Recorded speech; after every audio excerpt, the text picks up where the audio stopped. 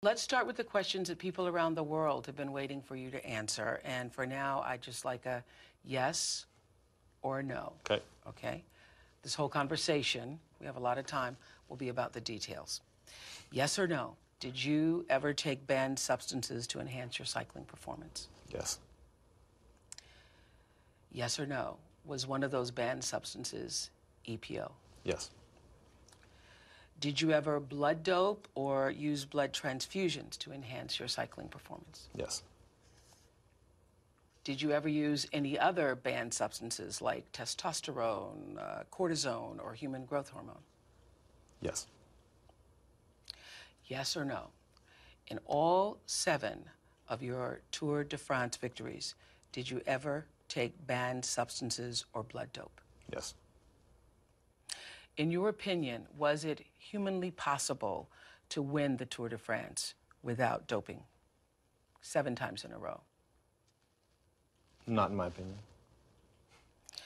So when did you first start doping? We're done with the yes and no's. We're done with the yes and no's. You know, I suppose earlier in my career there was cortisone, and then the EPO generation began. And Began when? for me or for you. mid-90s. Mid-90s.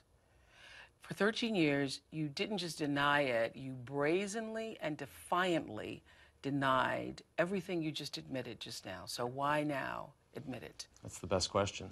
It's the most logical question. I don't know that I have a great answer. I will start my answer by saying that this is too late. It's too late for probably most people.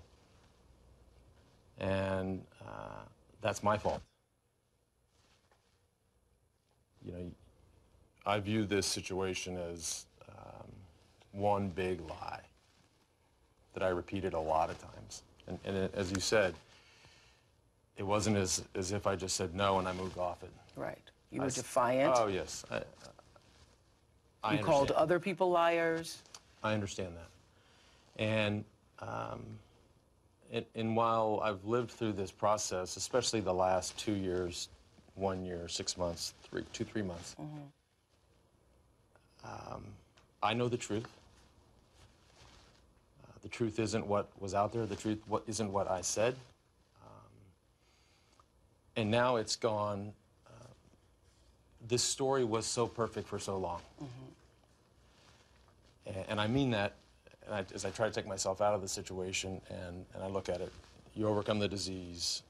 You win the Tour de France 7 times. You have a happy marriage. You have children. I mean, it's just this mythic, perfect story. Yes. And it wasn't true. And that wasn't true. And that was not true on a lot of levels. Was it hard to live up to that picture? No, I did. Yeah.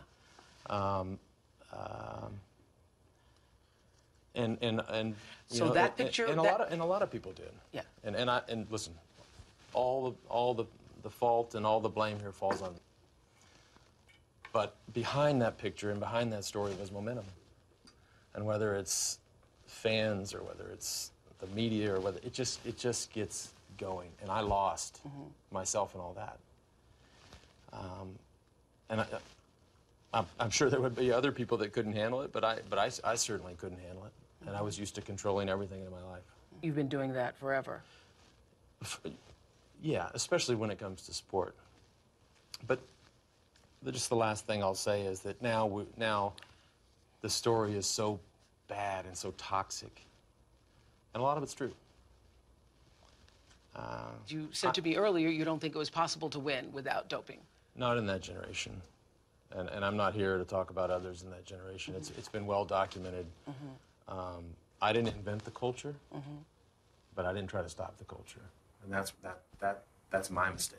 And that's what I have to be sorry for. And that's what and the sport is now paying the price because of that. And so I am sorry for that.